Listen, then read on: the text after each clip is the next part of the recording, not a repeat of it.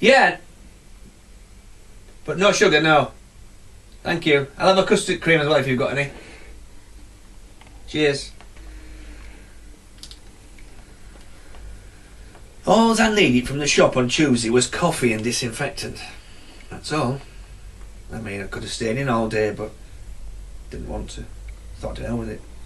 I got dressed and had a swill, as my dad used to call it, a light face wash. I made an effort, as they say. The postman had forgot to close the bloody gate again properly. I was worried that the drug dealer,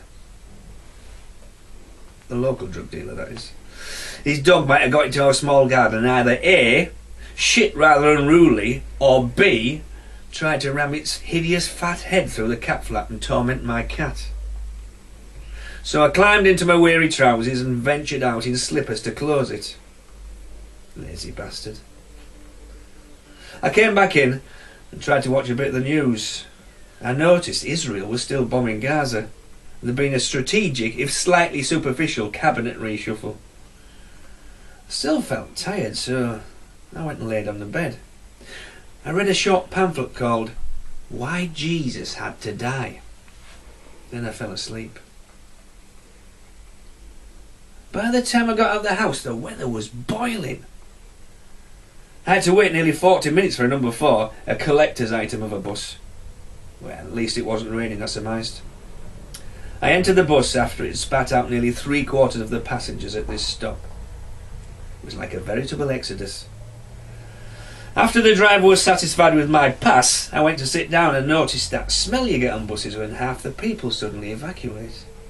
It stunk of a combination of despair, fetid body odour, and tangible anxiety. I sat down, half catapulted by the driver, strategically pulling away just as I was reaching for the handrail. I slumped into my seat. I immediately noticed a complete nutter to my left. I observed him through my peripheral vision. I didn't want to make eye contact with him just in case I got mistaken for a sympathiser. The bus spat out most of its remains at the terminal terminus as the driver got out and paced up and down, sucking on his plastic cigarette, trying to call his premium rate ex-girlfriend. I began to negate the shopping area and scale the superficial lay of the land, or the land of the superficial lay. It's not quite a precinct, but amounts to a cluster of odd shops and public amenities. Gaggles of elderly people here and indignant teenagers scratching for ideas over there. First, I blazed a trail for the service wash. For some inexplicable reason, they charge one extra for ironing items of clothing. I prefer they wear them creased anyway, and corrugated, rather than mess about or pay people to do ironing. The creases come out eventually, just like ambition fades in a prisoner's heart. They were pushing raffle tickets in the dry cleaners while I was waiting for my orange bag to surface. It was the old hard sell. Kids dying of cancer, a good cause, they stressed. I still declined.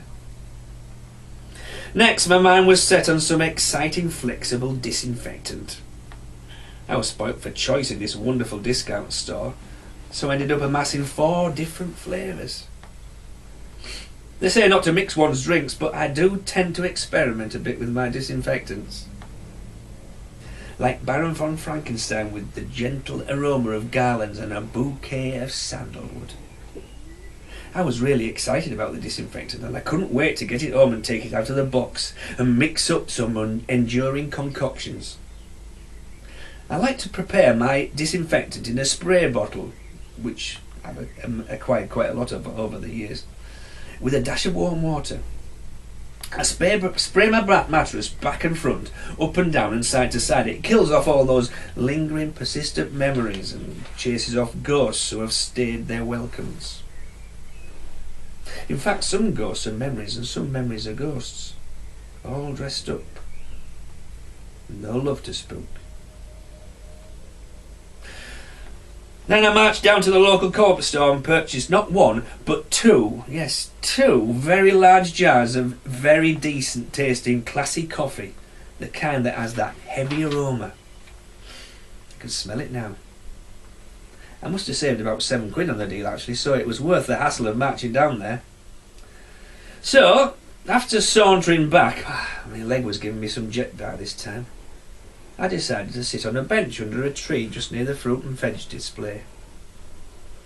I actually started to write this very piece of whatever you would call it jive. Blow me down, before I knew it, I had two bloody great big money spiders running about creating havoc on my head. The sneaky buggers must have been bungee jumping on unsuspecting humans out of that small tree I was sitting under. But I do hate though, that weird feeling you get when you've got a web on your face and you just can't seem to get it off. But you can feel it and it unnerves you like hell. To be honest, I don't know why they call them money spiders. I mean, they've never paid me any money for being a human taxi service for them. Ferrying them around town at times, taking them right across entire cities, no doubt. Have you ever noticed too how much good press they get compared to, say, slugs and earwigs and even ants? Yet to me, these so-called money spiders are nothing more than ants who use homemade rope to get around with. Anyway, after I brushed them off with a gyrating shimmy, people must have thought it was some kind of new street dance I was doing. I sat there for a while longer, burning in the midday sun, waiting for inspiration. Then when I finished drooling over these two beautiful young black girls strutting past wearing rather alarmingly tight shorts, I picked up my shopping bags and started trundling towards the bus stop. I noticed Diane's alterations business had been bought by someone. They'd made an extra doorway which previously wasn't there. Oh, Diane had wonderfully big tits and made a good living out of sewing and repairing other people's clothes. I expect she's somewhere like Spain or Egypt right now, getting shafted and tanned in equal measure. And why not? Good for her. As I got to the corner, I could just see the bus clambering around the roundabout as I arrived, almost all synchronistic like.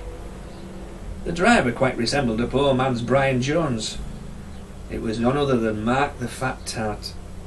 Mark the Fat Tart was one of the few Yorkshiremen, aye, born and bred like, who actually support Spurs, Tottenham Hotspur, that is. That's a whole different story again.